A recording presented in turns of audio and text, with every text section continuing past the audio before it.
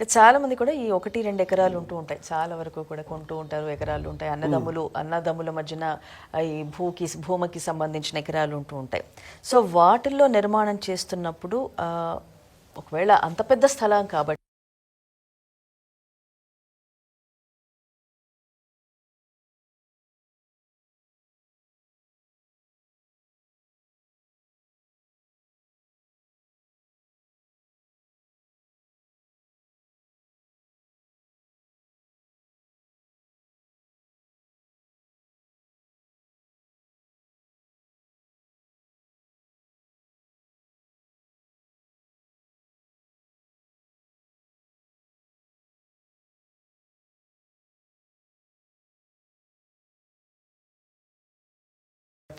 చుట్టూతా కూడా మనకి ఏవైనా వీధిపోట్లు వాస్తవానికి ఏంటంటే రోడ్డు మనం ఒక 2 ఎకరాల స్థలం ఉన్నప్పుడు అందరు ఇండ్లు కట్టుకున్నారు. మరి 2 ఎకరాల స్థలం చాలా లెంత్, ఒక 9,000 గజాలు, ఒక 10,000 గజాలు ఉన్నప్పుడు మనకు ఒక 2-3 రోడ్లు వచ్చేస్తుంటాయి. ఆ రోడ్లని క్లియర్ అవతల రోడ్డుని కలపాల్సిన బాధ్యత మనదనమాట.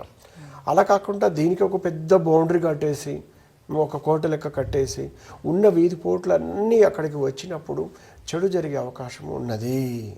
అందుకేనమ్మా ఇలాంటి స్థలాల్లో ఆ రోడ్లకి అనుకూలంగా మనం గృహ నిర్మాణం గావించుకోవాలి.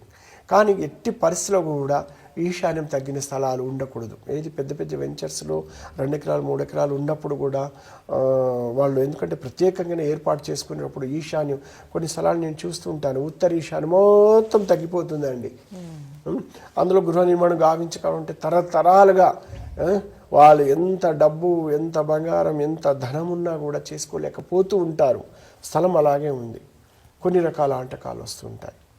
అందుకేనమ్మా అలాంటి స్థలాలు ఉన్నప్పుడు విధిగా ఆ ఉత్తర ఈశాన్య లోపాన్ని సరి చేసుకోవాల్సి ఉంటుంది కృత్రిమంగా.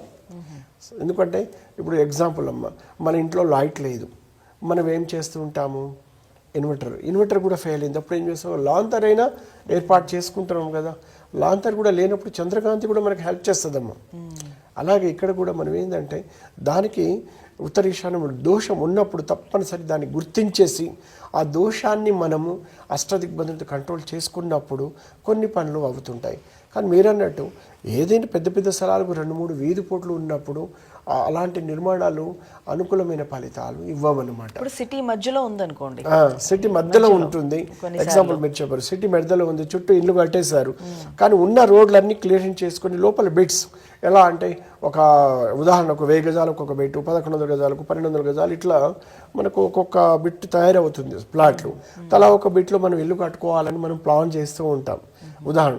కానీ ఆ స్థలానికి తూర్పు ఈశాన్యం తగ్గింది అనుకోండి, ఒక రకమైన ఫలితాలు వస్తాయి. ఉత్తర ఈశాన్యం తగ్గింది అనుకోండి, ఒక రకమైన ఫలితాలు. ఇది సుమారు ఒక 50 కోట్ల ఆస్తి అనుకుందాం, కానీ బయట నుంచి ఒక 50 కోట్లు రావాలనుకోండి, ₹1 కూడా రాదు. ఎందుకు రాదు అంటే దీనికి ఉన్న వీధి పోటులు అలా ఉంటాయి.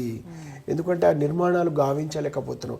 ఎంత డిజైన్, ఎంత సుప్రీం డిజైన్ చేసుకున్నా కూడా, ఎంత డబ్బున్న కొన్ని స్థలాలు మనం చేయలేకపోతాం. దాన్ని అధిగమించాలంటే దానికంటే 1000 రెట్లు 1,00,000 రెట్ల శక్తి మన కాడ ఉన్నప్పుడు దాన్ని మనం దాని నుంచి మనం బయటపడవచ్చు అనమాట.